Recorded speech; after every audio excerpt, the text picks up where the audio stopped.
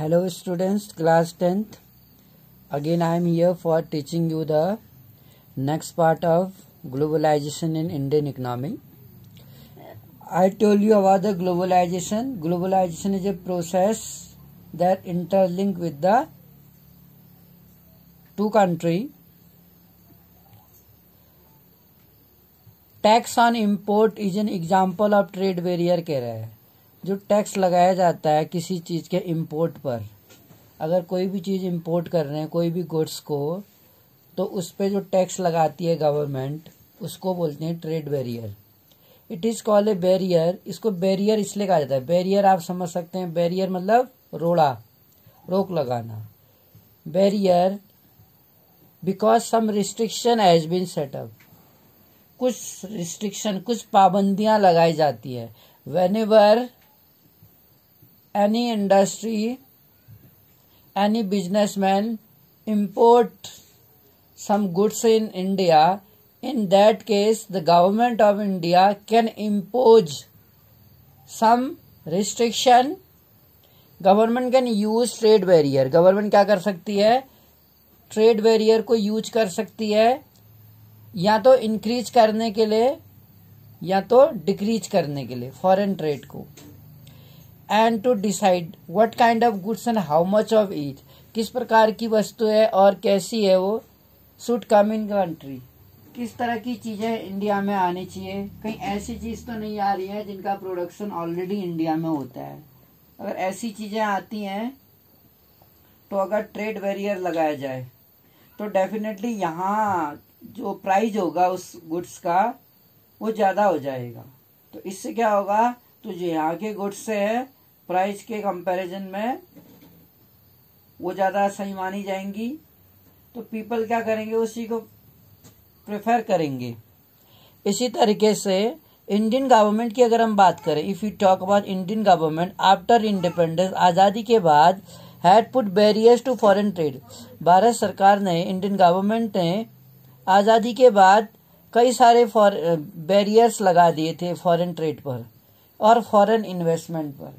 Foreign investment जैसे मैंने बताया था, whenever any multinational company purchase any land, industries और एनी न्यू टेक्नोलॉजी, तो इट इज कॉल्ड है फॉरेन इन्वेस्टमेंट। तो फॉरेन इन्वेस्टमेंट पे बैरियर लगा दिया जाता है इंडियन गवर्नमेंट के द्वारा, आजादी के बाद लगा दिया गया था। दिस वॉज कंसिडर्ड नेसेसरी, यह एक नेसेसरी माना गया था to protect the producer within the country, क्योंकि हमारे देश के जो प्रोड्यूसर थे, जो उत्पादक थे, उनको प्रोटेक्ट करने के लिए, जो प्रोड्यूसर थे with in the country, foreign competition से उनको प्रोटेक्ट करने के लिए ट्रेड बैरियर लगाया गया था। After the independence, the Indian government imposed restriction to protect the producer from foreign competition. जो विदेशों से कंपटीशन था हमारे भारतीय उत्पादकों का, वो शायद compete नहीं कर पाते, either in quality as well as in price also.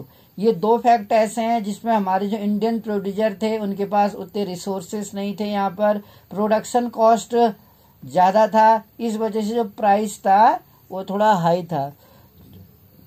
Britain में, अदर कंट्रीज में जो प्रोडक्शन कॉस्ट था वो काफी कम था, इसीलिए प्रोटेक्ट करने के लिए इंडियन प्रोड्यूसर को, इंडियन गवर्नमेंट को रिस्ट्रिक्शन लगाना पड़ा। Industry way just coming up in the 1950, जो उद्योग यहाँ पे आए 1950 या 1960 के टाइम पर यहाँ पर काफी इंडस्ट्रीज स्टैब्लिश हुई। कंपटीशन फ्रॉम इम्पोर्टेबल, और जो कंपटीशन था इंपोर्ट के होने से, at that stage would not have allow this industry to come up, और अगर कंपटीशन होता उस टाइम पर जब यहाँ इंडस्ट्रियां स्टैब्लिश हो रही थी, तो वो इंडस्ट्रियां खड़ी नहीं हो पाती फॉरेन कंपनीज के मुकाबले में, इसीलिए रिस्ट्रिक्शन लगाया गया। दस India allowed import of only, और केवल उन्हीं चीजों का इम्पोर्ट किया गया जो हमारे देश में बहुत ही ज्यादा जरूरी थी। जैसे दवाएं हमारे देश में बहुत ज्यादा जरूरी थी, पेट्रोलियम हमारे देश में बहुत जरूरी था, पेट्रोल, सच एज मशीनरी जरूरी थी, बड़ी बड़ी मशीनें यहाँ पे अवेलेबल नहीं थी, न्यू टेक्नोलॉजी अवेलेबल नहीं था, फर्टिलाइजर अवेलेबल नहीं था, पेट्रोलियम जो मैंने आपको बताया।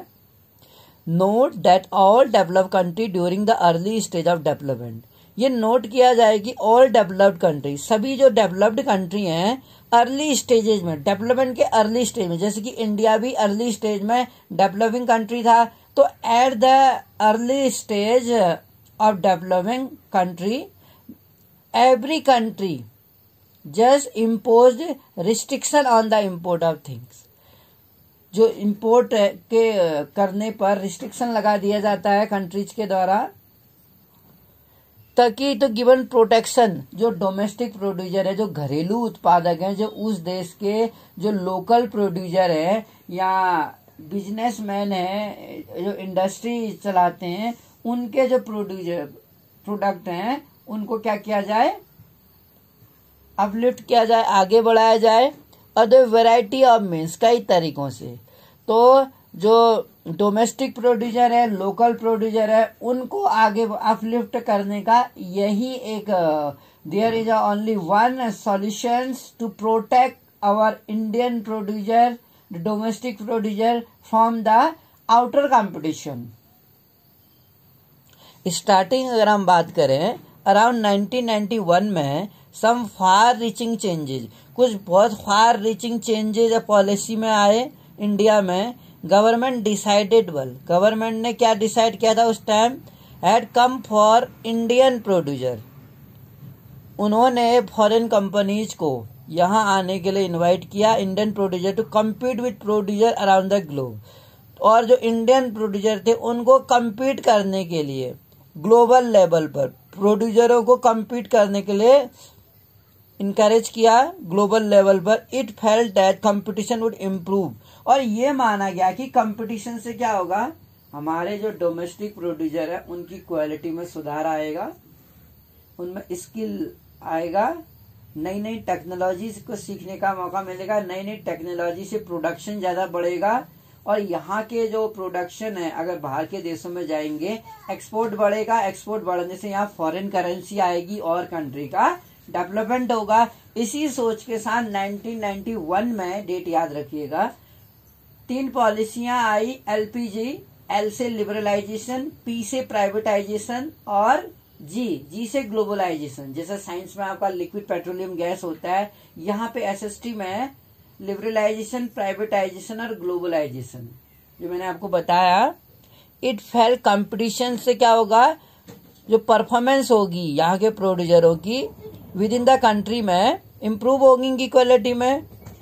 10 बैरियर्स ऑन फॉरेन ट्रेड, इस तरह से जो फॉरेन ट्रेड है, जो विदेशी व्यापार है, उसमें जो बैरियर लगता है एंड फॉरेन इन्वेस्टमेंट है, were removed to a large extent, उसको क्या किया गया, रिमूव्ड किया गया बड़े पैमाने पर। दिस मीन, इसका अर्थ है कि goods could be imported and exported easily.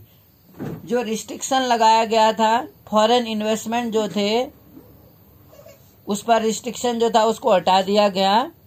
इसका अर्थ है कि जो गुड्स था इंपोर्ट करने और एक्सपोर्ट करने पे easily also foreign company could setup, अब फॉरेन कंपनी भी क्या कर सकती थी, यहाँ पर अपनी फैक्ट्रियां और ऑफिस स्टेब्लिश कर सकती थी। पहले ये माना गया कि ये जरूरी था कि यहाँ के डोमेस्टिक प्रोड्यूसर को क्या करना है, प्रोटेक्शन देना, जिससे कि वो आउटर कंपटीशन से बचे रहे। पर 1991 में ये रियलाइज किया गया कि अगर हम डोमेस्टिक प्रोड्यूसर को वर्ल्ड में जो मल्टीनेशनल कंपनी है उससे कम्पीट करने के लिए अगर हम उनके अपॉर्चुनिटी दें, उनकी परफॉर्मेंस को सुधारें, तो डेफिनेटली यहाँ के प्रोड्यूसर क्या करेंगे, उनका स्किल बढ़ेगा और ज्यादा प्रोडक्शन होगा देश में। इसीलिए यहाँ पर 1991 में जो आउटर कंपनीज हैं, फैक्ट्रियां हैं, इंडस्ट्री हैं, उनको यहाँ पर इस्टेब्लिश करने के लिए इनवाइट किया गया। अब हम लिबरलाइजेशन की अगर हम बात करें, रिमूविंग बैरियर कह रहे हैं, अगर हम बैरियर को हटाते हैं, रिस्ट्रिक्शन को जो गवर्नमेंट ने लगाया है, वही क्या है, liberalisation. It means removing barrier और आइदर रिस्ट्रिक्शन, किस पर, on the import of thing, जो हम इम्पोर्ट कर रहे हैं बाहर से, उसके इम्पोर्ट पर जो रिस्ट्रिक्शन लगा है, किसके द्वारा, by the government. Is known as liberalisation, इसी को उदारीकरण बोलते हैं। गवर्नमेंट के द्वारा किसी वस्तु के इंपोर्ट पर जो टैक्स लगाया जाता है उस टैक्स को हटाने को।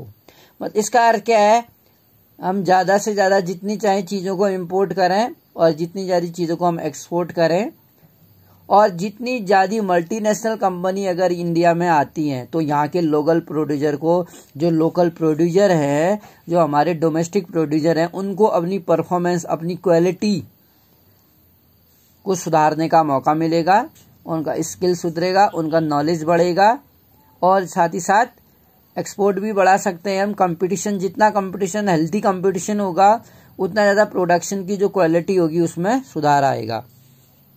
विद द लिबरलाइजेशन की अगर हम बात करते हैं of trade, business are allowed to make decision freely about what they wish to import और एक्सपोर्ट। लिबरलाइजेशन अगर हम देखें, अगर हम व्यापार का लिबरलाइजेशन करते हैं या बिजनेस का, are allowed to make decision, इससे क्या होगा, डिसीजन लेने में आसानी की, freely what they wish to import, वो क्या इम्पोर्ट करना चाहते हैं यहाँ की इंडस्ट्रियां, और क्या एक्सपोर्ट करना चाहती है। तो government impose much less restriction. अब पूरा का पूरा तो रिस्ट्रिक्शन हटाया नहीं जा सकता, लेकिन हाँ कुछ रिस्ट्रिक्शन हटा के कुछ चीजों पर रिस्ट्रिक्शन लगाया जा सकता है।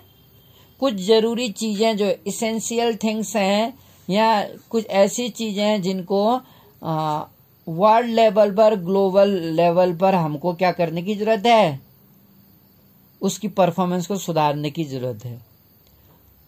Before and is therefore set to be more liberal, तो ज्यादा से ज्यादा, लेस रिस्ट्रिक्शन, कम से कम हम क्या करें, रिस्ट्रिक्शन लगाएं on the import of things, ज्यादा से ज्यादा इसको क्या बनाए, हम लिबरल बनाएं। तो लिबरल अगर हम बनाएंगे, मल्टीनेशनल कंपनियां ज्यादा से ज्यादा यहाँ पर आएंगी, तो इससे क्या होगा, लोगों को गुड क्वालिटी की चीजें मिलेंगी, सस्ती चीजें मिलेंगी। दूसरा, यहाँ लोगों को क्या मिलेगा, जॉब मिलेगा। अगर फॉरेन डायरेक्ट इन्वेस्टमेंट करती हैं कंपनियां, अगर फॉरेन इन्वेस्टमेंट करती है तो इससे क्या होगा, यहाँ पर लोकल कंपनियां भी क्या करेंगी, उनके साथ जॉइंट वेंचर्स में काम कर सकती हैं। इधर लोकल जो इंडस्ट्रियां हैं उनको ऑर्डर मिल सकता है, या तो फॉरेन कंपनियां उसको टेक ओवर कर सकती है, उसको खरीद सकती है। वर्ल्ड ट्रेड ऑर्गेनाइजेशन की अगर हम बात करें, इसी में जो वर्ल्ड ट्रेड, जिसको शॉर्ट में WTO बोलते हैं, एक्चुअली WTO इसको गेट नाम से जाना जाता था। 1948 में इसकी स्टैब्लिशमेंट हुई थी, और 1995 से इसका नाम WTO हुआ, विश्व व्यापार संगठन। तो बेसिकली अगर मैं गेट की बात करूं, general agreement on tariff and trade, GATT, general agreement on tariff and trade. Tariff उसी को टैक्स को बोलते हैं, ट्रेड एग्रीमेंट एक समझौता। तो वो जो WTO की अगर हम बात करें, we have seen that liberalisation of foreign trade, जो विदेशी व्यापार है, फॉरेन ट्रेड है, अगर उसको हम लिबरलाइजेशन करें, लिबरलाइजेशन का अर्थ क्या है, to remove the tax on the import of things impose by the government. To remove the tax is called liberalisation. Short में टैक्स को हटाना ही लिबरलाइजेशन है, या कम से कम लेस रिस्ट्रिक्शन करना, कम पाबंदियां लगाना, या तो fully remove the restriction, either there with a less restriction. Less restriction होगा तो क्या होगा, ज्यादा से ज्यादा कंपनियां यहां पर आएंगी, और एक जो हमारे लोकल प्रोड्यूसर है उनकी परफॉर्मेंस, उनका जो प्रोडक्शन है, उनकी जो क्वालिटी है प्रोडक्शंस की, उसमें सुधार आएगा। तो हम देखते हैं India was supported by some very powerful international, तो जो इंडिया था उसका जो सपोर्ट किया गया था कुछ पावरफुल इंटरनेशनल ऑर्गेनाइजेशंस के द्वारा। दीज ऑर्गेनाइजेशन से, ये ऑर्गेनाइजेशन क्या कहते हैं, all barriers to foreign trade and investment are harmful. जो सभी बैरियर्स हैं, बहुत सारे बैरियर लगाए जाते हैं इंपोर्ट्स के लिए, जो इंपोर्ट होती हैं गुड्स का, उस पर रिस्ट्रिक्शन लगा दिया जाता है, उस पर टैक्स लगा दिया जाता है, जिससे कि वो जो प्रोडक्शंस है उसका जो प्राइस है वो ज्यादा हाई हो जाता है। अगर हमने डोमेस्टिक प्रोड्यूसर को प्रोटेक्शन देना है तो ये तरीका हो सकता है, it may be a method if we are encouraging our domestic producer, then we may easily put barriers on the import of things. अगर हम ऐसा नहीं करते जो लोकल प्रोड्यूसर हैं उनकी परफॉर्मेंस तो सुधरेगी नहीं, प्राइस दूसरा हाई है। हमने चाइना के टॉयज और इंडिया के टॉयज का एग्जांपल दिया था, जिसमें जो चाइना के टॉयज थे वो इंडियन टॉयज के मुकाबले में काफी सस्ते थे। तो जो हमारा इंडियन कंज्यूमर था वो डायरेक्टली क्या हुआ, चाइना टॉयज की और उसका झुकाव ज्यादा हुआ, और जो इंडियन टॉयज सेलर थे उन लोगों को लॉस हुआ, उन लोगों को काफी प्रॉब्लम हुई इससे। तो ये कहता है कि ये संगठन क्या कहता है, WTO, जो सभी बैरियर है फॉरेन ट्रेड पर और इन्वेस्टमेंट जो गए हैं आर हार्मफुल, वो क्या है, हार्मफुल है। क्यों है harmful? There should be no barrier कह रहा है, कोई भी बैरियर नहीं होना चाहिए। Trade between countries should be free, दो देशों के बीच में कई बार जो एक्सपोर्ट और इम्पोर्ट्स होते हैं उस पर जो कस्टम ड्यूटी लगती है यानी टैक्स लगता है वो नहीं होना चाहिए। इधर कई बार ये देखा जाता है उस टाइम पर, अगर हम ब्रिटिश पीरियड की बात करें जब ब्रिटिशर्स थे यहाँ पर, वो क्या करते थे, जब इंडियन प्रोड्यूसर कुछ गुड्स को अमेरिका या ब्रिटेन से मंगाते थे तो उसमें टैक्स लगता था।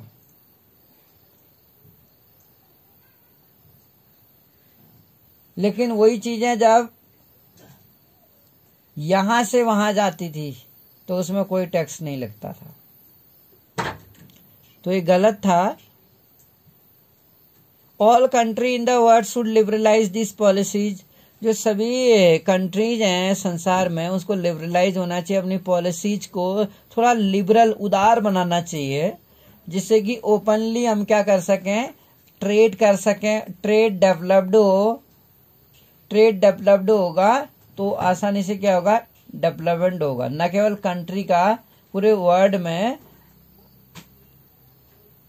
देश आगे जाएगा। वर्ल्ड ट्रेड ऑर्गेनाइजेशन जो है WTO इज एक ऐसा ही ऑर्गेनाइजेशन है whose aim is to liberalise international trade, जिसका जो एम है इंटरनेशनल ट्रेड को लिबरलाइज करना है। और ये बहुत जरूरी भी है कि अगर हम इंटरनेशनल ट्रेड को लिबरलाइज करते हैं, अगर ट्रेड इंटरनेशनल ट्रेड लिबरलाइज होता है तो इससे क्या होगा, लोगों को सस्ती चीजें मिलेंगी, लोगों का लिविंग स्टैंडर्ड आगे जाएगा, लोगों को जॉब मिलेगा इससे, और जो कंज्यूमर हैं और एज वेल एज जो प्रोड्यूसर है, बेसिकली जो प्रोड्यूसर है वो क्या करेंगे, अपनी परफॉर्मेंस को सुधार सकते हैं, कोलैबोरेशन में काम कर सकते हैं। वो started in a initiative of the developed countries की अगर हम बात करें, जो WTO है establish rule regarding international trade. WTO क्या करता है, रूल्स फॉलो करता है इंटरनेशनल ट्रेड के regarding, and see that these rules are obeyed, और ये देखता है जो रूल्स बनाए जाते हैं WTO के द्वारा, either these rules are following और not at a world level में वो रूल्स का ओबे किया जा रहा है या नहीं। एज ऑन जुलाई 2016 में नियरली हमने देखा 165 कंट्री WTO के क्या थे, मेंबर थे। इंडिया भी WTO का मेंबर है, यानी कि अगर हमें इंटरनेशनल लेवल पर ट्रेड करना है तो ये जरूरी हो जाता है कि हर कंट्री क्या करे, WTO की मेंबरशिप ले। WTO की मेंबरशिप लेने से क्या होगा, जो हम ट्रेड कर रहे हैं इंटरनेशनल ट्रेड WTO की मदद से क्या हो जाएगा, बैलेंस हो जाएगा, लिबरलाइज हो जाएगा। जो पॉलिसीज हैं वो पॉलिसीज के अकॉर्डिंग ही क्या करेंगे, दो कंट्रीज क्या करेंगे, इंटरनेशनल ट्रेड करेंगे आपस में, जिसको फॉलो करना दोनों कंट्रियों के लिए बहुत ही इसेंशियल हो जाता है।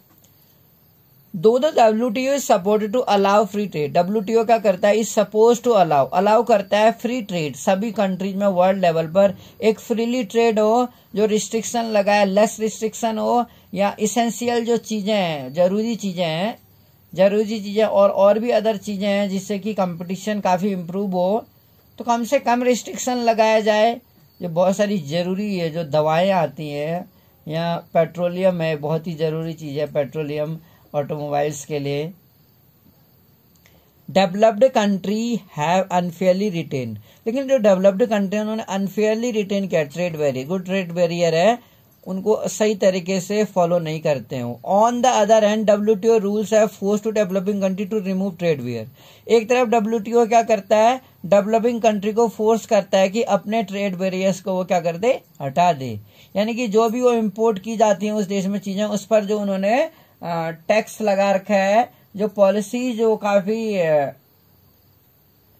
टफ पॉलिसीज बनाई है फॉरेन ट्रेड के लिए, उसको क्या करते, सारे जो बैरियर्स हैं उसको हटा दे। दूसरी तरफ डेवलप्ड कंट्री ने अपने यहाँ वो पॉलिसीज हटाई नहीं है, तो there is not a good rules for the whole world. पूरे संसार के लिए गुड रूल नहीं माना जाएगा, क्योंकि वन साइडेड पॉलिसी हो गई, जबकि टू साइडेड पॉलिसी होना चाहिए कि दोनों साइड ये पॉलिसी जो बना रही है WTO, वो क्या करे, पूरे वर्ल्ड की कंट्री जो उसके मेंबर है उनको फॉलो करे। डेवलप्ड कंट्री तो अपने यहाँ ट्रेड बैरियर्स को रिमूव नहीं करती है, रिस्ट्रिक्शन नहीं हटाती है, और जबकि डेवलपिंग कंट्री से WTO रिस्ट्रिक्शन हटाने को बोलता है, remove trade barrier. As an example of this is the current debate जो है ट्रेड एग्रीकल्चर प्रोडक्ट पर एक करंट डिबेट हो सकती है। Debate on trade practices and later I will study. अभी ये कहता है इम्पैक्ट जो है ग्लोबलाइजेशन का, अगर हम बात करें कि जो ग्लोबलाइजेशन हो रहा है वर्ल्ड लेवल पर, उसका क्या इम्पैक्ट पड़ेगा। इन द लास्ट अगर हम देखें 20 ईयर्स में जो ग्लोबलाइजेशन था इंडियन इकोनॉमी का, has come to a long way, एक लंबा रास्ता उसने अपनाया है। What has been its effect on the life of people? तो इसका लोगों की लाइफ पर क्या इफेक्ट पड़ा है। अगर 20 साल से भी ज्यादा का समय बीत चुका है इस ग्लोबलाइजेशन में, तो इसका असर क्या पड़ा है। Let us look at the some of evidence. कुछ एविडेंस है, कुछ प्रूफ है हमारे पास जो बताते हैं कि what are the effect of globalisation on the Indian people. Globalisation and greater competition जो है, एक तरफ ग्लोबलाइजेशन है, दूसरी तरफ एक बहुत ही टफ कंपटीशन है प्रोड्यूसर के बीच में। Among the producer, the domestic producer of India are facing a very tough competition with the foreign companies, both local level पर भी और फॉरेन प्रोड्यूसर पर भी। Has been of advantage to consumer. इसका जो एडवांटेज है, जो भी लोकल प्रोड्यूसर है, डोमेस्टिक प्रोड्यूसर है या फॉरेन प्रोड्यूसर है, कंपटीशन तो दोनों में होगा, लेकिन इसका फायदा कंज्यूमरों को मिलेगा, कस्टमर को मिलेगा, क्योंकि कस्टमर को कम से कम कीमत पर अच्छी क्वालिटी के गुड्स अवेलेबल होंगे। Particularly the well of sections जो है, यानी कि जो धनी वर्ग है या जो समृद्धशाली है गांव शहरों में, एरिया में, उसका जो कंज्यूमर है शहरों के, उनको लाभ मिलेगा। There is a great choice, एक चॉइस मिलेगी। प्राइस में उनको कम प्राइजेज में वो अफोर्ड कर सकते हैं, अच्छी क्वालिटी का मिलेगा, और दूसरा उन्हें चॉइस मिलेगी। जितना ज्यादा फॉरेन ट्रेड होगा वर्ल्ड लेवल पर, उतनी ज्यादा लोगों को चॉइस मिलेगी। Before this consumer who now enjoy improve quality, जो कंज्यूमर है अब नाउ क्या कर सकते हैं, क्वालिटी को इम्प्रूव कर सकते हैं एंड लोअर प्राइस पर, सेवरल प्रोडक्ट को कम कीमत पर आसानी से चूज कर सकते हैं consumers. Now the consumers have a several choice in a low prices with good quality. 3 चीजें हैं, चॉइस के साथ, लो प्राइस में और गुड क्वालिटी के साथ। अदरवाइज हमारे पास चॉइस तो काफी है, लेकिन गुड क्वालिटी हमें एक में भी नहीं मिल रही है, यहाँ प्राइस अफोर्डेबल नहीं है, तो क्या फायदा। तो फॉरेन ट्रेड होने से और जो रिमूविंग जो ट्रेड बैरियर है, जितने ट्रेड बैरियर है उनको रिमूव करने से या लेस रिस्ट्रिक्शन होने से कंज्यूमरों को फायदा होगा। लोअर प्राइस में सेवरल प्रोडक्ट वो चूज कर सकते हैं अच्छी क्वालिटी के साथ। As a result is people today enjoy much higher standard. आज की डेट में हम देखते हैं लोग क्या करते हैं, मच हायर स्टैंडर्ड हो चुका है उनके जीवन का, और ऐसा पहले शायद दैट वाज पॉसिबल अर्लियर, पहले नहीं था। पहले के मुकाबले आजकल जो कंज्यूमर हैं, जो कस्टमर हैं, उनका लाइफ क्या हो गया है, पहले से ज्यादा हायर स्टैंडर्ड का हो गया है। क्योंकि आज जो कंज्यूमर्स हैं उनके पास choice plus good quality plus lower price, ये तीनों ही, इन तीनों के बेसिस पर आज हर कंज्यूमर एक बेटर क्वालिटी का लो प्राइस में अच्छी चॉइस के साथ वो क्या कर सकता है, चूज। आज हम देखते हैं हर 2 या 3 मंथ्स में लेटेस्ट टेक्नोलॉजी का हम नया मोबाइल हैंडसेट देख सकते हैं मार्केट में, नई टेलीविजन देख सकते हैं, एलईडी एलसीडी टेलीविजन हम देख सकते हैं। और इसके साथ साथ बाजार में कई नई तरह के इलेक्ट्रॉनिक्स मशीनें अवेलेबल हैं, नई टेक्नोलॉजीज अवेलेबल हैं, और विभिन्न प्रकार के जो फूड प्रोडक्ट्स होते हैं आज इंटरनेशनल लेवल पर इतना ज़्यादा कंपटीशन है कि आसानी से दूसरे देश से फूड प्रोडक्ट तक हम मार्केट में ले सकते हैं। अमंग प्रोड्यूसर, अगर हम प्रोड्यूसर की बात करें और वर्कर की बात करें, जो प्रोड्यूसर है और वर्कर जो काम करने वाले हैं, impact of globalisation had not been uniform, उसका जो स्टैंडर्ड नहीं है, ग्लोबलाइजेशन का जो इम्पैक्ट पड़ा है, प्रभाव पड़ा है, एक समान दर्जे से नहीं पड़ा है इस पर यूनिफॉर्म वे में। Firstly MNC have increase their investment, तो इस क्यों नहीं पड़ा है, क्योंकि सबसे पहले एमएनसी क्या करती है, multinational company, increase their investment. India में पिछले 20 सालों में मल्टीनेशनल कंपनी ने क्या किया है, अपना इन्वेस्टमेंट बढ़ाया है। वैसे भी एमएनसी का मैंने बताया कि एमएनसी कौन होती है, MNC multinational company just open is office in more than 2 country, more than 1 or 2 nation, that is called a multinational company.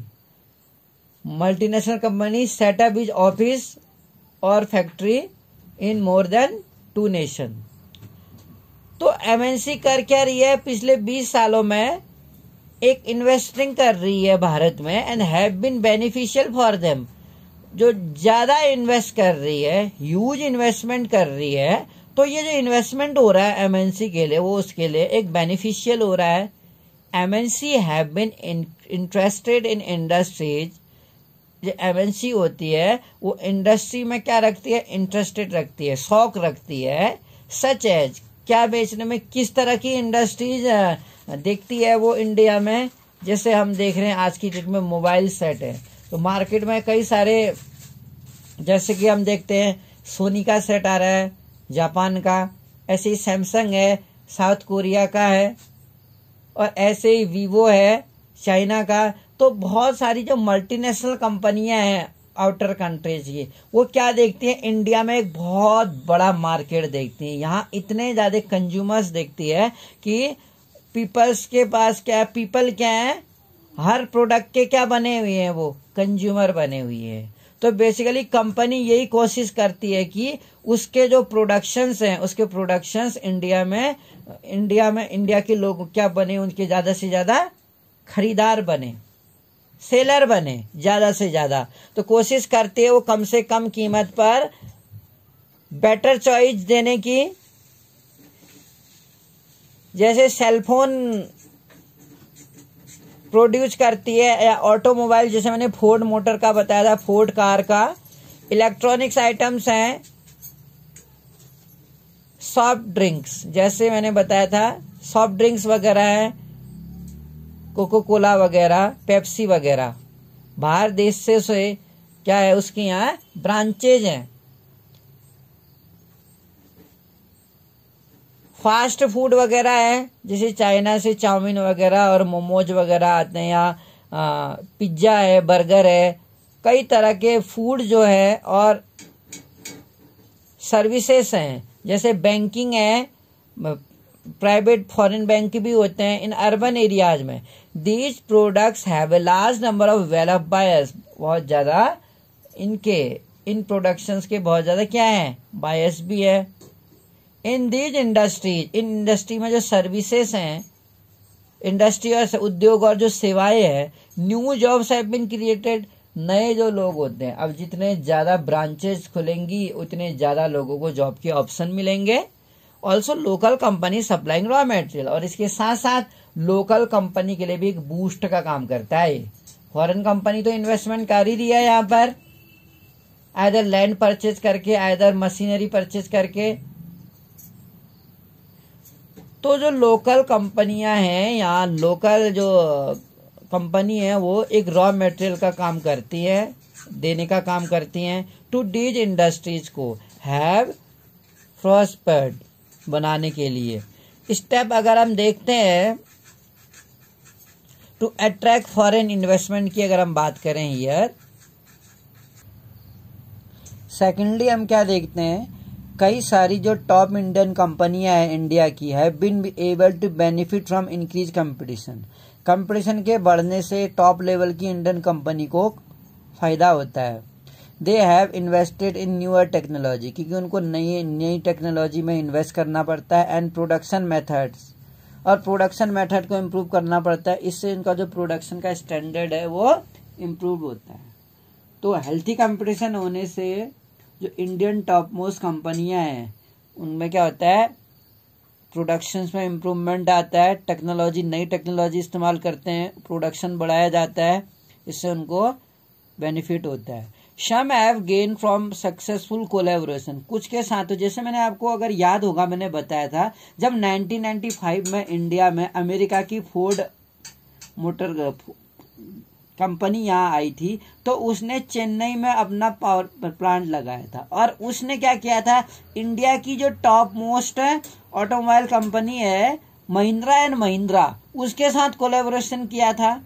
उसके साथ कोलैबोरेशन करके उसने इंडिया में कई सारी फोर्ड कार का उत्पादन किया था, जो न केवल यहाँ इंडियन लोकल मार्केट के लिए तो एडवांटेजेस था ही था, उसके साथ साथ जो इंडिया के और नेबरिंग कंट्री है प्लस यूरोपियन देशों के लिए भी वो कार का प्रोडक्शन होता था। तो ऐसे ही मैंने आपको बताया कि जो इंडिया में यहाँ की टॉप लेवल की कंपनियां हैं वो क्या करती हैं, उनको ज्यादा फायदा होता है, क्योंकि वो नई टेक्नोलॉजी यूज करती हैं, उसमें इन्वेस्टमेंट करते हैं, नई मशीनों का प्रयोग करते हैं जिससे प्रोडक्शन बढ़ता है, नए तरीके अपनाती हैं, अपना प्रोडक्शन का जो स्टैंडर्ड है, जो उसकी क्वालिटी है उसमें इम्प्रूवमेंट करती है, ताकि वो फॉरेन कंपनी के साथ कंपटीशन में खड़ी रह सके, अदरवाइज वो बाहर हो जाएगी। और इससे क्या होता है, सक्सेसफुल कोलैबोरेशन होता है, कभी कभी उसके साथ मिलजुल के काम होता है फॉरेन कंपनी के साथ। मोर एवर अगर हम बात करें, globalisation has enable some large Indian company, बहुत ग्लोबलाइजेशन से क्या हुआ है, भारत की जो लार्ज मल्टीनेशनल कंपनी है, इंडियन कंपनी इमर्ज है, मल्टीनेशनल के साथ क्या हुई है, इमर्ज हुई है, मिल गई है वो। जैसे इंडिया में हमने देखा टाटा मोटर्स है, टाटा मोटर्स हमने नाम सुना, इन्फोसिस है जो कंप्यूटर वगैरह बनाती है, इन्फोसिस, रेनवेक्सी है दवाएं बनाती है, रेनवेक्सी मेडिसन, एशियन पेंट्स है, और Sundaram Fasteners nut and bolt बनाती है। जो आज सब इंडियन कंपनी है जो क्या कर रही है, which are spreading their operations, world wide level पर अपने आप को सुधार रही है, और वर्ल्ड लेवल पर उसका प्रसार हो रहा है, स्प्रेडिंग हो रही है तेजी से। ग्लोबलाइजेशन एंड ऑल्सो क्रिएटेड, जो ग्लोबलाइजेशन है उसके कारण नई अवसर, कंपनियों को नए अवसर भी मिले हैं, चांस मिला है, उन्हें मौका मिला है, प्रोवाइडिंग सर्विसेज, अपनी सेवाओं को देने का, पर्टिकुलरली दोज इन्वॉल्विंग आईटी के से इंफॉर्मेशन टेक्नोलॉजी के फील्ड में। जैसा हमने पढ़ा था, अगर आपको याद होगा, कि बहुत सारी जो मल्टीनेशनल कंपनियां हैं वो क्या करती हैं, कहीं पर उसका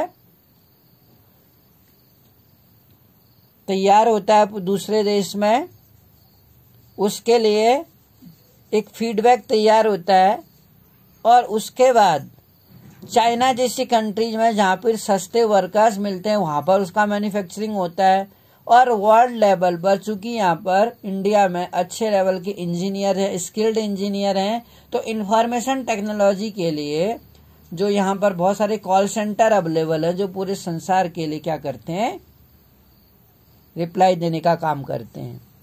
तो इंडियन कंपनी जो है, जैसे मैंने बताया था, प्रोड्यूसिंग मैगजीन बल्ब, लंदन से उसका डिजाइन तैयार होता है और ऑनलाइन दिल्ली में उसको बता दिया जाता है, और दिल्ली में वो पब्लिश होके एयरवेज के द्वारा दोबारा लंदन भेज दिया जाता है। जैसा हमने पढ़ा था, मैगजीन तैयार होती है, इंडियन कंपनी क्या कर रही है, लंदन के लिए मैगजीन तैयार कर रही है जो गुड क्वालिटी के पेपर्स हैं। Best company and call centre, और जो कंपनियां हैं और जो कॉल सेंटर्स हैं यहाँ पर बहुत सारे, वो उसके एग्जाम्पल हैं।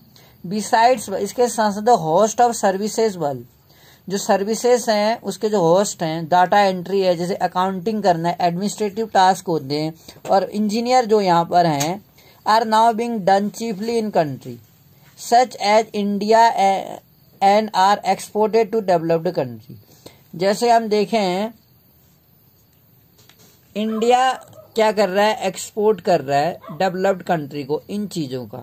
यहाँ पर बहुत सारे अच्छी इसकी सुविधाएं हैं। इंजीनियरिंग का बहुत ज़्यादा स्कोप देखा जाता है। आउटर कंट्रीज़ के लिए भी उनके लिए बेटर ऑप्शंस होते हैं, बेटर फ्यूचर होता है उनका।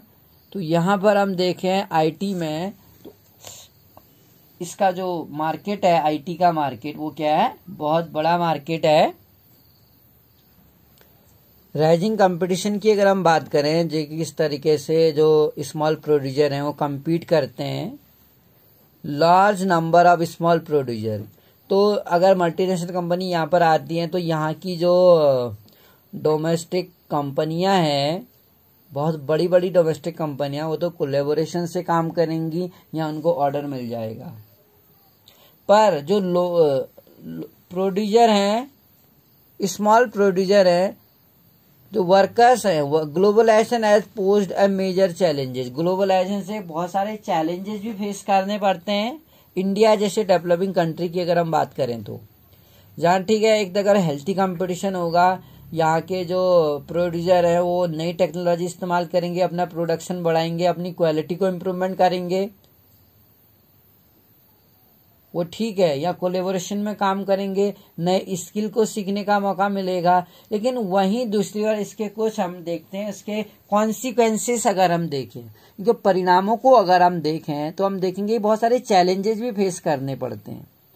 ठीक है, जैसे मैंने बताया कि यहाँ जो लोकल कंपनियां हैं वो मल्टीनेशनल कंपनी को रॉ मटेरियल देने का काम करेंगी।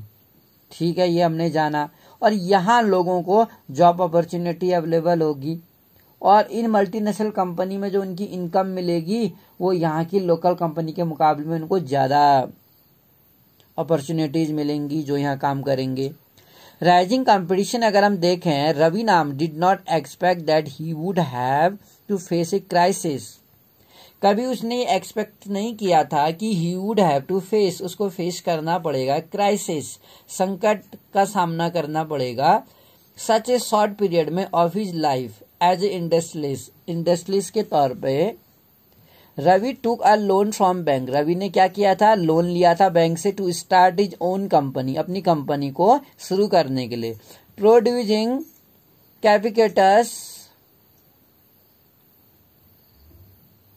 कैपेसिटर इन 1992 में in Hosur and industrial town Tamil Nadu में है। जो कैपेसिटर्स था are use in many electronic, जो कैपेसिटर है वो किस में यूज किया जाता है, कई सारी इलेक्ट्रॉनिक होम अप्लायंसेस में यूज किया जाता है, इंक्लूडिंग ट्यूबलाइट और टेलीविजन में। विद इन 3 ईयर्स में उसने देखा he was able to expand, वो 3 सालों में वो क्या हुआ, अपना प्रोडक्शन बढ़ाने में एबल हुआ। उसने काफी हार्डवर्क किया और उसके अंडर 20 वर्कर काम करने लगे। धीरे धीरे उसका बिजनेस एक्सपेंड हुआ और उसके अंडर 20 वर्कर्स काम करने लगे। His struggle to run his company started, जो उसका स्ट्रगल था अपनी कंपनी को चलाने का वो शुरू हुआ। व्हेन द गवर्नमेंट, कब शुरू हुआ, उसका जो संघर्ष है, रियल स्ट्रगल उसका कब स्टार्ट हुआ, जब गवर्नमेंट ने रिस्ट्रिक्शन हटा दिए on the import of capacitors as per in agreement WTO इन 2001 में। पहले कैपिकोटर के इंपोर्ट पर रिस्ट्रिक्शन लगाया होगा यहाँ के लोकल प्रोड्यूसरों को मोटिवेट करने के लिए, उनकी परफॉर्मेंस को सुधारने के लिए, जिससे को कंपटीशन नहीं कर पा रहे थे। बट जैसे रिस्ट्रिक्शन हटाया वर्ल्ड लेवल से जो कैपिकोटर है वो इम्पोर्ट होने लगे। हिज मेन क्लाइंट जो थे, जो कभी उसके कैपिकेटर्स लिया करते थे,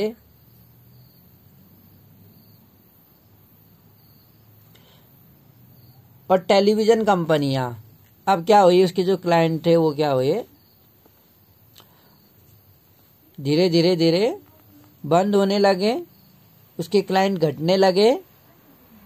use to buy different one, अब वो क्या करने लगे, उसके जो क्लाइंट थे, different components including capacitors in bulk for the manufacture of television sets के लिए। जहां टेलीविजन बनते होंगे उन टेलीविजन कंपनी के लिए कैपिकोटस चाहिए होगा, तो वो जहां मैन्युफैक्चर होते थे टेलीविजन, वो लोग क्या करने लगे, अब डिफरेंट कंपोनेंट यूज करने लगे टेलीविजन में। हाउएवर कंपटीशन फ्रॉम एमएनसी, हालांकि जो कंपटीशन था एमएनसी से, brand force the Indian television company to move into assembling activity for MNC. जो एमएनसी कंपनी जो थी, ब्रांडेड कंपनियां, फोर्सडेबल, उसने क्या कर दिया, इंडियन टेलीविजन कंपनी को फोर्स कर दिया वही to move into assembling activities, अपना कोई असेंबलिंग एक्टिविटी करने के लिए उनके साथ मिलके। क्योंकि अगर मैं बात करूं, जो वर्ल्ड लेवल में सोनी टेलीविजन था या सैमसंग टेलीविजन था, क्या था इनका काफी क्रेज। जो फॉरेन कंपनियां हैं, इनकी जो क्वालिटीज थी काफी अच्छी थी हमारी इंडियन टेलीविजन के मुकाबले में। Even when some of them brought, even यहाँ तक कि जब कोई कैपिकोटा खरीदता था, they would prefer to import as a price of imported item. वो क्या करता था, उसकी कीमत कितनी थी, जो इम्पोर्टेड आइटम थी उसके बराबर, उससे भी क्या थी, was half the price charge by people like Ravi, उससे काफी आधी थी। जितना रवि चार्ज करता था कैपिकोटर का, उससे भी हाफ थी फॉरेन गुड्स की इंपोर्ट की कीमत। रवि ना प्रोड्यूसर लेस देन हाफ, अब क्या करने लगा, रवि कम प्रोड्यूस करने लगा, आधे से भी कम। That he produce in a year, 2000 में जितना प्रोड्यूस किया करता था। हैज ओनली 7 वर्कर, अब उसके बाद 20 वर्कर से 7 वर्कर रह गए जो उसके साथ काम करने लगे। मैनी ऑफ रवि फ्रेंड्स, बल बहुत सारे जो रवि के फ्रेंड्स थे इन सेम बिजनेस में थे, हैदराबाद में एंड चेन्नई में। उन्होंने क्या करने लगा, अपने जो इस यूनिट को उन्होंने शुरू किया था, वो इस यूनिट को क्या करने लगे, बंद करने लगे। जब उन्हें लॉस होने लगा, जब उनके जो क्लाइंट थे वो क्लाइंट दूसरी जगह डिपेंड होने लगे या दूसरी ओर मुड़ गए, तो डेफिनेटली उनके पास कोई और ऑप्शन नहीं बचा। यहाँ बैटरीज की अगर हम बात करें या कैपेसिटर्स की बात करें, कैपिकोटर या कैपेसिटर जो कहें आप इसको, एंड प्लास्टिक्स, जो टॉयज हैं, टायर्स हैं या डेयरी प्रोडक्ट्स हैं, एंड वेजिटेबल ऑयल है, आर सम एग्जाम्पल। वो कुछ एग्जाम्पल हैं ऑफ इंडस्ट्रीज के where the small manufacturers have been hit hard due to the competition. आज बहुत सारी बैटरियां, प्लास्टिक, टॉयज, टायर्स हैं, वेजिटेबल ऑयल है, और सम एग्जाम्पल्स हैं जो इंडस्ट्रीज के जो मैन्युफैक्चर करती हैं उसको बहुत ज्यादा मार पड़ी है इतना कंपटीशन होने के कारण। सेवरल ऑफ द मल्टीनेशनल कंपनियां हो तो बहुत अच्छी क्वालिटी का और हाफ प्राइजेज में अवेलेबल करा देती हैं गुड्स को, तो हमारे जो क्लाइंट हैं, जो कंज्यूमर हैं, वो फॉरेन कंपनी के प्रोडक्ट्स पर डिपेंड हो गए हैं, उनको खरीदना प्रेफर करते हैं। Several of the unit have shut down, इसमें बहुत सारी जो लोकल कंपनियां हैं जो ये बैटरी बनाती हैं या प्लास्टिक के खिलौने बनाती हैं या मूर्तियां बनाती हैं, वो क्या कर रही हैं, बंद हो चुकी हैं। एम्प्लॉय द लार्ज, जो क्या करता था अर्लियर में, रेंडरिंग मेनी वर्कर्स क्या हो चुके हैं, इस कारण से जॉबलेस हो चुके हैं, उनको काम नहीं है अब। द स्मॉल इंडस्ट्री जो है इंडिया में employ the largest number of workers को रोजगार देती थी एग्रीकल्चर के बाद, लेकिन अब बहुत सारी क्या हुई हैं, शट डाउन हो चुकी है। जो फैक्ट्री वर्कर्स यहाँ पिक्चर्स में दिख रहे हैं वो क्या कर रहे हैं, गारमेंट्स, कपड़ों को फोल्ड कर रहे हैं, लपेट रहे हैं एक्सपोर्ट करने के लिए। दो ग्लोबलाइजेशन से has created opportunity for paid work for the women, women's के लिए ग्लोबलाइजेशन के आने से वुमेन्स के लिए काफी अच्छी अपॉर्चुनिटीज है, उनको पेड हो जाता है, पेड वर्क है वो, यानी उनको काम करने के बदले जो पैसा मिलता है। द कंडीशन ऑफ एम्प्लॉयमेंट, जो एम्प्लॉयमेंट की कंडीशन है शो करती है कि women's are deny their fair share of benefit, अभी भी वंचित हैं वो, उनको जो फेयर शेयर मिलना चाहिए। जो लोकल ऐसी वर्कर्स हैं जो डेली वेजेस पर काम करती हैं पेड वर्क के रूप में, वो क्या कर रही हैं, फोल्डिंग कर रही हैं इन गुड्स गारमेंट्स को। इनका जो बेनिफिट है, लार्ज एमएनसी जो है, बड़ी multinational company in the garment industry में जो कपड़े उद्योगों में है इन यूरोप और अमेरिका में ऑर्डर दियर प्रोडक्ट्स, अपने प्रोडक्ट का ऑर्डर देती हैं फ्रॉम इंडियन एक्सपोर्टर से। जो इंडियन एक्सपोर्टर है उनको ऑर्डर देती हैं अपने प्रोडक्ट्स का। These large MNC with world wide network, और जो लार्ज एमएनसी हैं जैसे प्यूमा है, हमने प्यूमा का नाम सुना है, तो क्या है मल्टीनेशनल कंपनी है अमेरिका की। ऐसे ही एडिडास है जर्मनी की, सियाराम है इंडिया की। तो बहुत ज़्यादा हम देखते हैं जो एक इंडियन एक्सपोर्टर के लिए क्या करती है, ऑर्डर करती है। द लार्ज एमएनसी जो वर्ल्ड वाइड नेटवर्क रहता है इसका, look for the cheapest goods, ये क्या कर देखती है, सस्ता गुड्स को देखती है इन ऑर्डर टू मैक्सिमाइज, जिससे कि सस्ते गुड्स देखेंगी तो इससे क्या फायदा होगा, ये अपने प्रॉफिट को क्या करेगी, मैक्सिमाइज करेगी, बढ़ाने का प्रयास करेगी।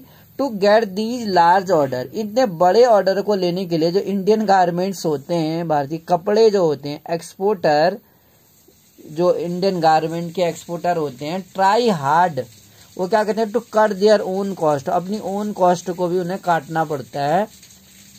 जो चार्जेज उनको पड़ते हैं प्रोडक्शन में या गारमेंट्स के, उसको जो उनकी जो चार्जेज होते हैं उसको भी कम करना पड़ता है।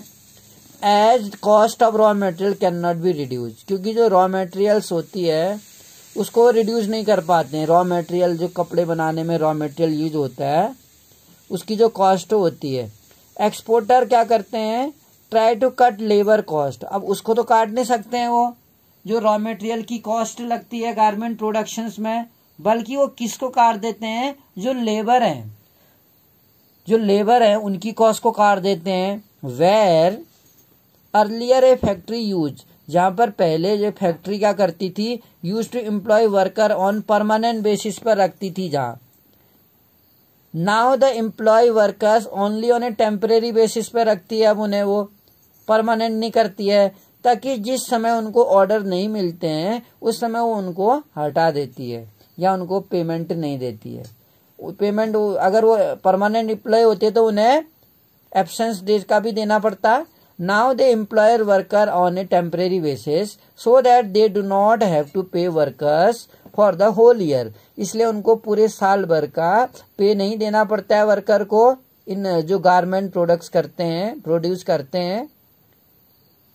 Worker also have to put in very long working hour, और इसके अलावा एक तो पूरे होल ईयर का इनको पेमेंट नहीं दिया जाता है, दूसरा जो वर्कर्स है उनसे ज्यादा काम कराया जाता है, पे वर्कर फॉर होल ईयर का नहीं मिलता है। Worker also have to put in very long working hours होते हैं एंड वर्क नाइट तक भी काम करते हैं शिफ्ट में on a regular basis. During the peak season में, जब पीक सीजन आता है, जब काफी डिमांड रहती है, उस टाइम पर वेजिस आर लो, इनकी जो वेजिस है वो बहुत लो है, वर्किंग आवर ज्यादा है, रेगुलर इनकम नहीं है इनके पास। Worker are force to work, और वर्कर्स को मजबूर किया जाता है कि ओवर टाइम करे, यानी कि वर्किंग आवर से भी ज्यादा उनसे काम कराया जाता है और उनका वेजिस फिक्स होता है।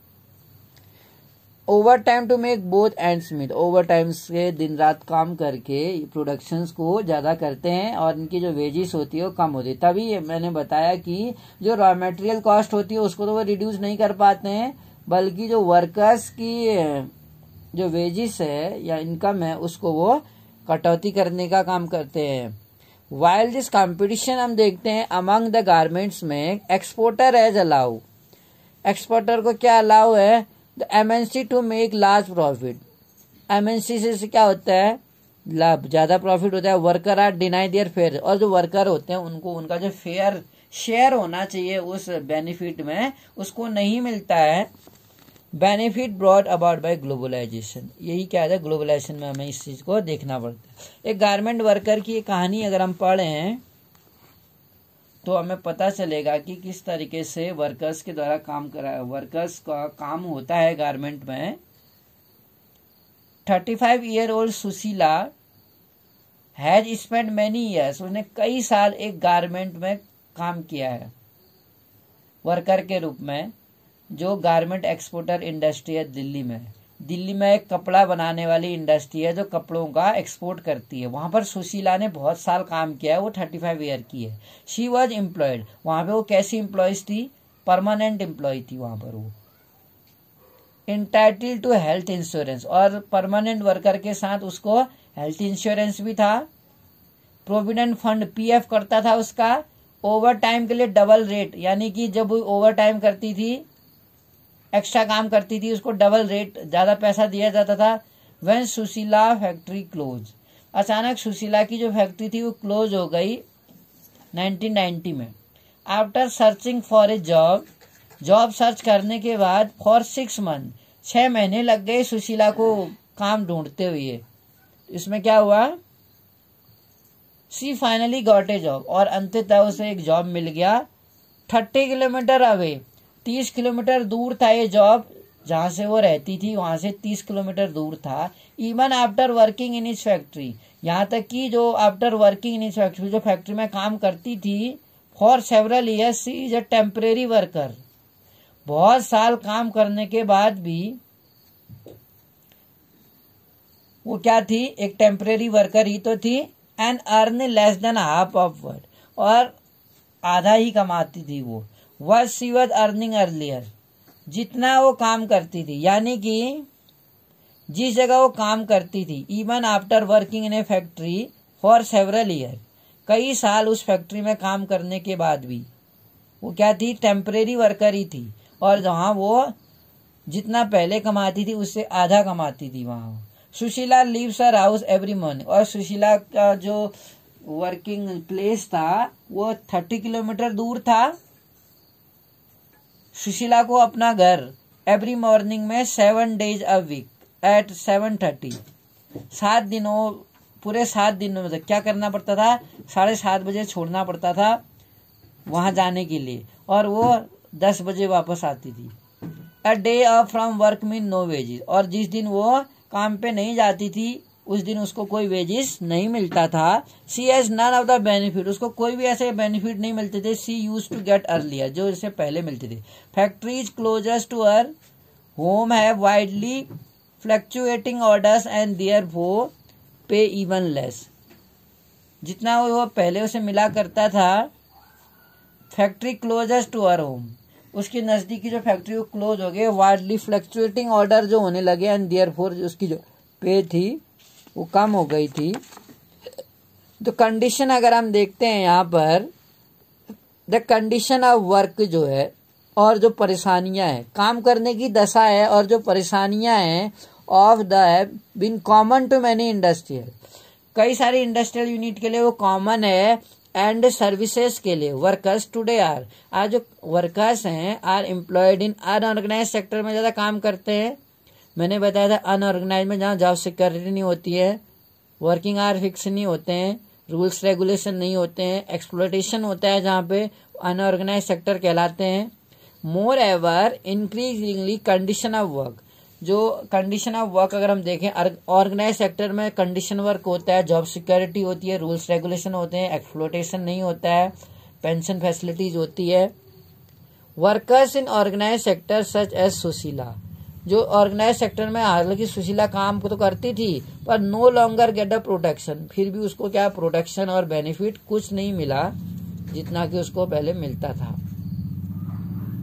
अगर हम देखें, स्ट्रगल देखें फेयर ग्लोबलाइजेशन के लिए क्या स्ट्रगल करना पड़ेगा। अगर हम देखें कि ग्लोबलाइजेशन एक सही तरीके से हो कंट्री में, अब एविडेंस जो है इंडिकेट करते हैं कि that not everyone has benefited, हर किसी को ग्लोबलाइजेशन से फायदा नहीं है। मल्टीनेशनल कंपनियां जो हैं या यहाँ की जो लोकल कंपनियां हैं, बड़ी कंपनियां हैं, वो तो कोलैबोरेट करती हैं या जॉइंट वेंचर्स में काम करती हैं, लेकिन जो यहाँ के लोकल स्मॉल प्रोड्यूसर हैं वो हिट कर जाते हैं। तो ग्लोबलाइजेशन से सभी लोगों को फायदा तो नहीं है। लोकल प्रोड्यूसर, जैसे कि हमने बताया, कई सारे लोकल प्रोड्यूसर्स कम्पीट न करने के कारण बंद करने पड़े और वो जॉबलेस हो गए, अनएम्प्लॉयड हो गए वो। पीपल विथ एजुकेशन, अगर जो लोगों के पीपल के पास एजुकेशन है, स्किल है, वेल्थ है, have made the best use, अगर उसके पास पैसा है, स्किल है और एजुकेशन है, तो वो इस समय का बेस्ट यूज कर सकता है इस एटमॉस्फेयर का, और उसके पास एक नए अवसर आ सकते हैं। On the other hand there are many people who have not share, कुछ लोग ऐसे भी हैं जो इस उन्हें बेनिफिट का लाभ लेना नहीं आता है, अवसर का लाभ लेना नहीं आता है। सिंस ग्लोबलाइजेशन अगर हम देखें is now a reality, the question is how to make globalisation more fair.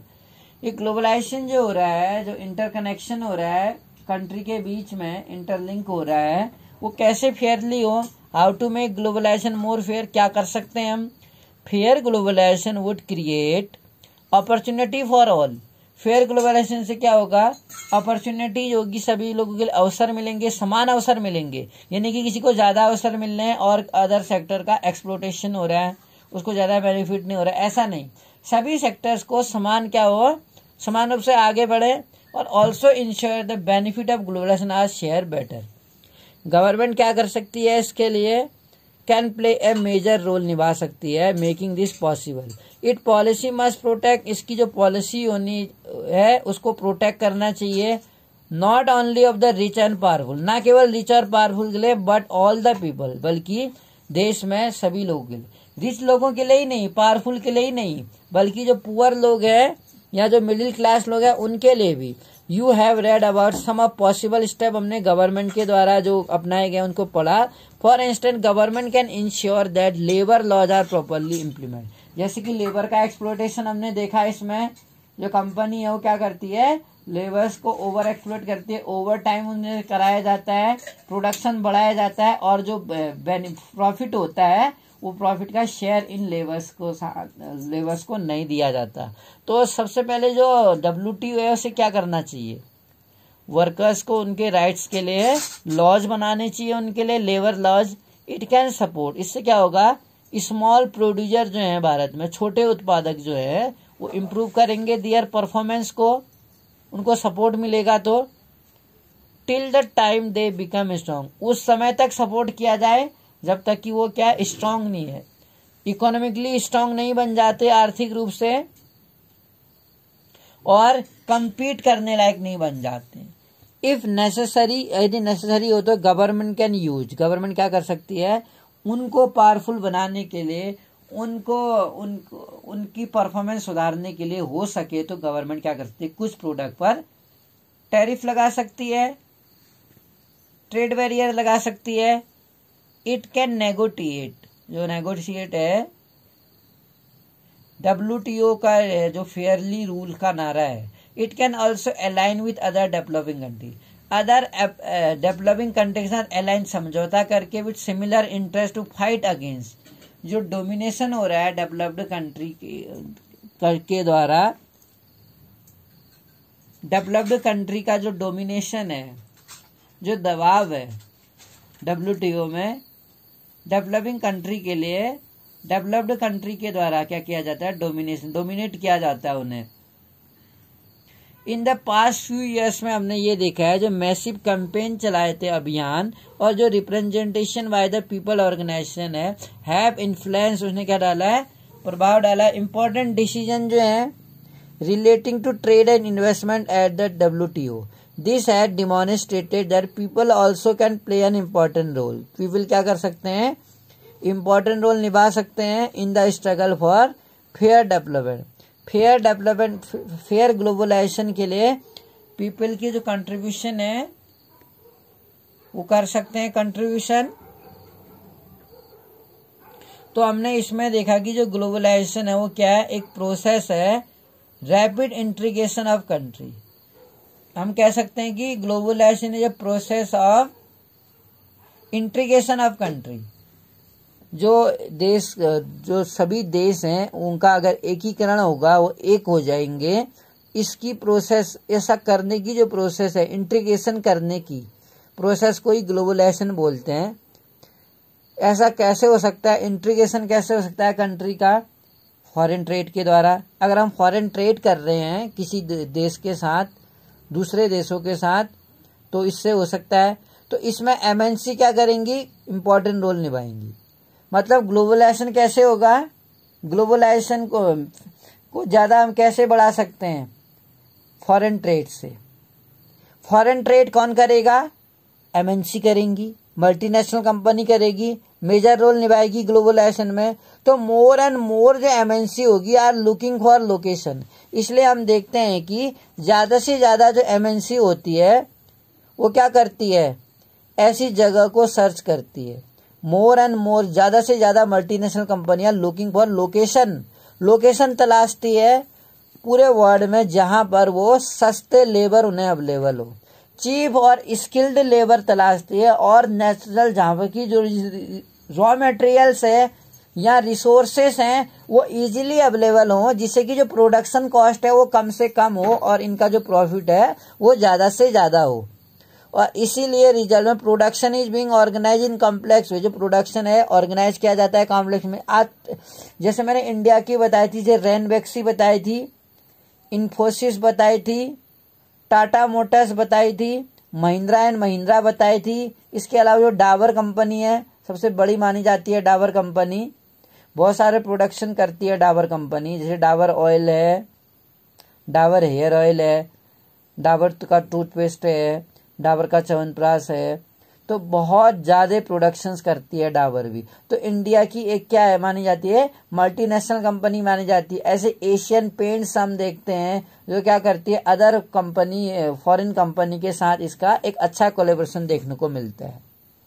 तो in this chapter we studied about the LPG liberalisation, privatisation and globalisation. I hope you understood. Thank you for listening me.